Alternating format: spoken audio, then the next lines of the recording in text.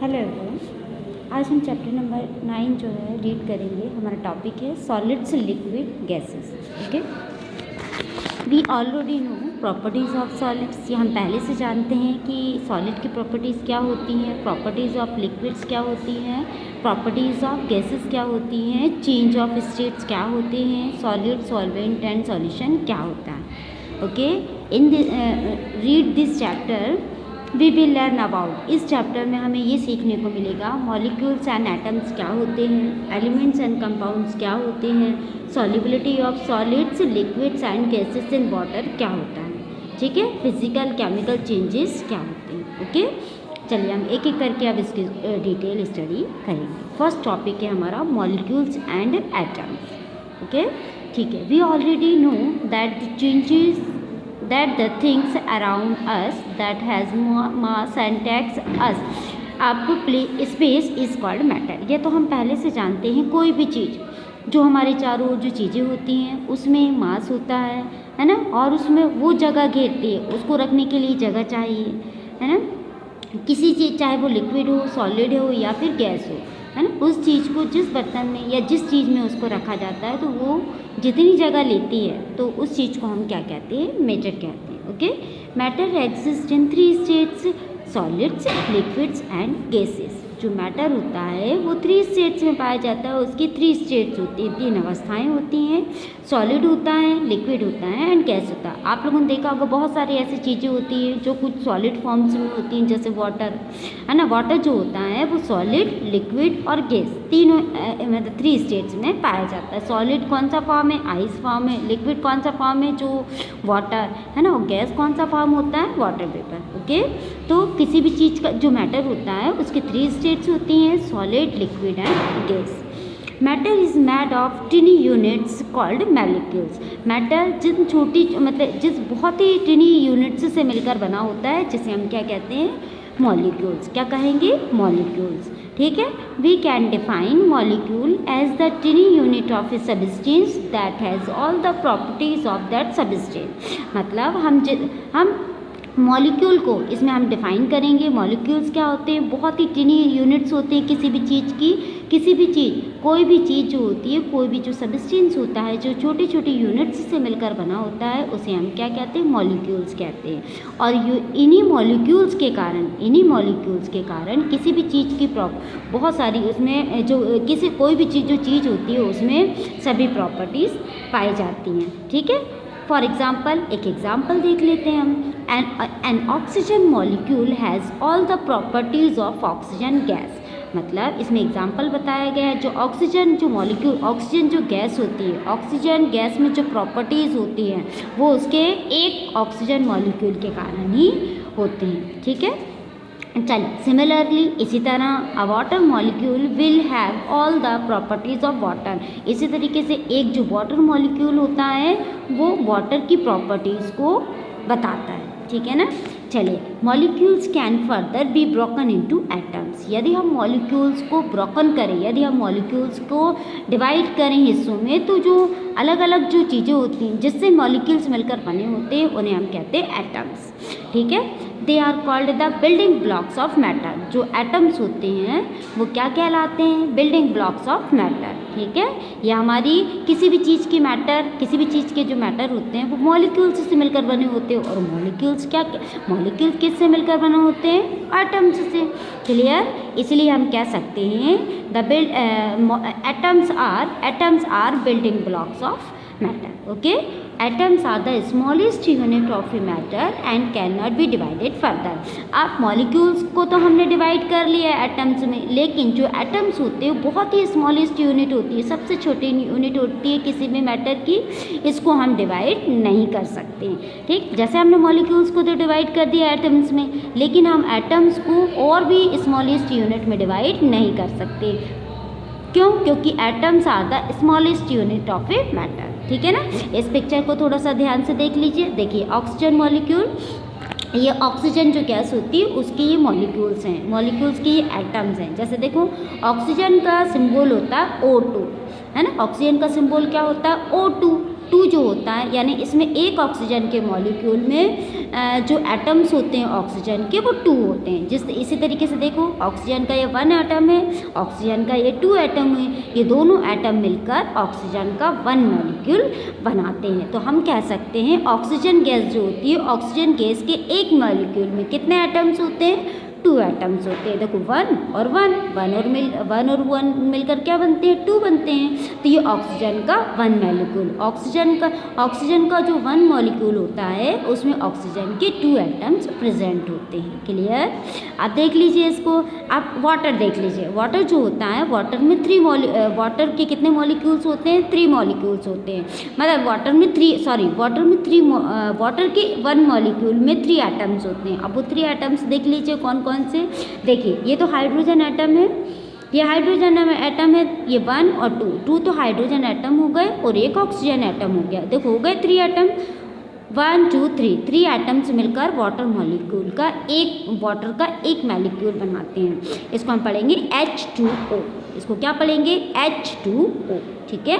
जो वाटर का एक मॉलिक्यूल जो होता है उसको एक मॉलिक्यूल में 3 एटम्स होते हैं। तो 2 तो हाइड्रोजन के एटम्स होते हैं और एक ऑक्सीजन का एटम्स होता है ना। इस तरीके से हम जो ऑक्सीजन का जो मैटर होता है और ऑक्सीजन का जो एक मॉलिक्यूल होता है उसमें 3 एटम्स होते हैं। क्लियर हो गया सबको? चलिए अब हम इतना सबको समझ में आया। चलिए अब हम पढ़ने जा रहे हैं एलिमेंट्स एंड कंपाउंड्स। अब इसमें पढ़ेंगे एलिमेंट्स क्या होते हैं और कंपाउंड्स क्या होते हैं। थोड़ा सा ध्यान से सुनेंगे सब। ओके बेटा? अभी देखिए atoms of the same kind combine to form elements, है ना। ऐसे एटम्स जो सेम होते हैं, सेम एटम्स से मिलकर क्या बनता है? एलिमेंट्स बनता है ना। Scientist have discovered 118 elements so for on the earth. अब हमारे जो साइंटिस्ट हैं अभी तक हमारी धरती पर कितने एलिमेंट्स मिल चुके हैं, डिस्कवर हो चुके हैं? 118 यानी 118 एलिमेंट्स अभी तक मिले। अब इस पिक्चर से ध्यान से देखिए। अब देखिए ये अभी हमने पढ़ा था ऑक्सीजन का 1 मॉलिक्यूल, ऑक्सीजन एटम्स से मिलकर बना होता है। देखो ये भी ऑक्सीजन एटम है और ये भी ऑक्सीजन एटम है, दोनों एटम है, सिमिलरली सेम है ये, है ना। ये भी ऑक्सीजन एटम है और ये भी ऑक्सीजन एटम है। तो जब एक ऑक्सीजन सेम एटम्स आपस में मिलते हैं तो वो क्या बनाते हैं? क्या बनाते हैं? एलिमेंट्स बनाते हैं। क्लियर?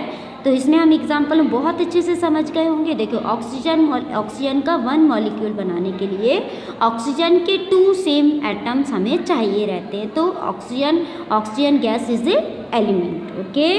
क्लियर? अभी तक हमारे साइंटिस्टों ने अभी तक हमारे अर्थ में कितने नंबर ऑफ एलिमेंट्स हैं? 118। ठीक है, हमेशा याद रखना है इसको। ओके? चलिए अब हम पढ़ने जा रहे हैं। अब ध्यान से देख लो। Atoms of different kinds combine to form compounds. Water is a common example of a compound which is made of 2 kinds of elements, hydrogen and oxygen. अब देखो इसका एग्जाम्पल देख के समझ लो। देखो वाटर का 1 मॉलिक्यूल बनाने के लिए कितने एटम्स की ज़रूरत होती है? 3 एटम्स की। अब देखो 3 एटम्स कौन कौन से होते हैं? 2 तो हाइड्रोजन के एटम्स हमने लिए थे और एक ऑक्सीजन का एटम लिया था। 2 हाइड्रोजन एटम्स और एक ऑक्सीजन का एटम मिलकर वाटर का 1 मॉलिक्यूल बनाता है। समझ में आ गया बात? यानी हाइड्रोजन के 2 एटम्स और ऑक्सीजन का 2 एटम, यानी इसमें 2 एटम्स मिले, अलग अलग एटम्स मिले ये, है ना। ये हाइड्रोजन के अलग है, ऑक्सीजन का अलग है। हाइड्रोजन और ऑक्सीजन मिलकर वाटर का 1 मॉलिक्यूल बनाता है, इसलिए इसको हम कहेंगे कंपाउंड्स। क्लियर हो गया सबको? कंपाउंड वाटर क्या है? एक प्रकार का कॉमन एग्जाम्पल है कंपाउंड का। इसमें 2 मॉलिक्यूल, 2 अलग अलग प्रकार के एटम्स हैं, 2 तो हाइड्रोजन के एटम है और एक ऑक्सीजन का एटम है। तो क्लियर हो गया एलिमेंट्स और कंपाउंड्स क्या होते हैं। एक से फिर से देख लो, फिर से रिवाइज कर लेते हैं। एलिमेंट्स क्या होते हैं? जिसमें सेम एटम्स से मिलकर जो चीज़ बनती है उसे हम एलिमेंट्स कहते हैं। जैसे अभी हमने पढ़ा ऑक्सीजन, है ना। ऑक्सीजन का 1 मॉलिक्यूल बनने के लिए ऑक्सीजन के 2 एटम्स की ज़रूरत पड़ती है ना। इसी तरीके से हमने पढ़ा अभी वाटर के बारे में, है ना। वाटर ये देखो 2 ये हाइड्रोजन एटम और हाइड्रोजन एटम और साथ में क्या बना? Oxygen atom. मतलब जब 2 अलग अलग एटम्स मिलकर जो चीज़ बनाते हैं उसे हम क्या कहते हैं? कंपाउंड्स कहते हैं। तो इस तरीके से ये टॉपिक हमारा यहाँ पर क्लियर होता है। ओके? चलिए इसको देख लें थोड़ा सा। Molecules in solid, liquid and gases, है ना।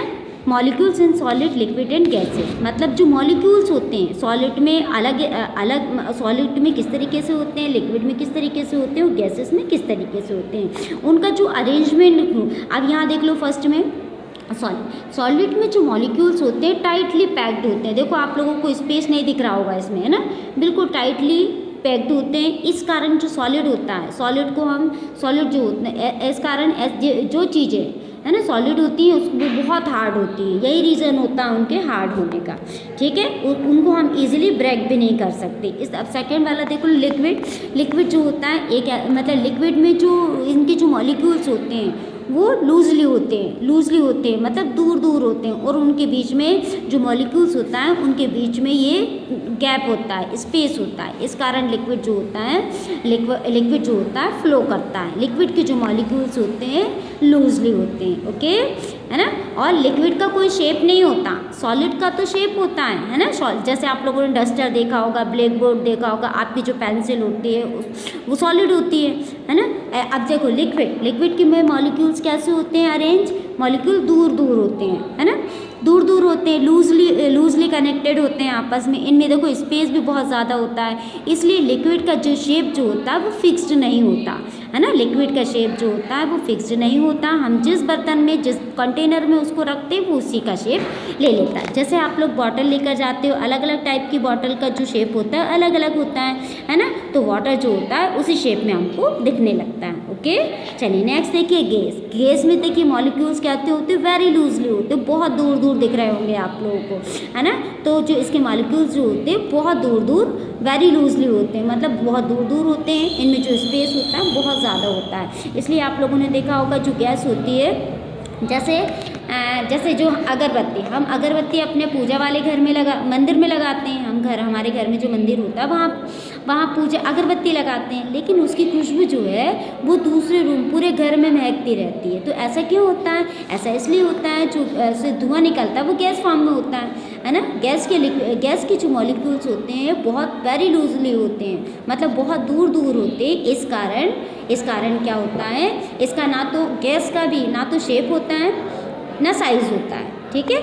लिक्विड और गैस का ना तो शेप होता है ना तो साइज़ होता है। जिस बर्तन में हम उसको रख लेते हैं लिक्विड या गैस को, वो उसी का रूप ले लेता है। तो इस तरीके से मॉलिक्यूल्स का अरेंजमेंट होता है।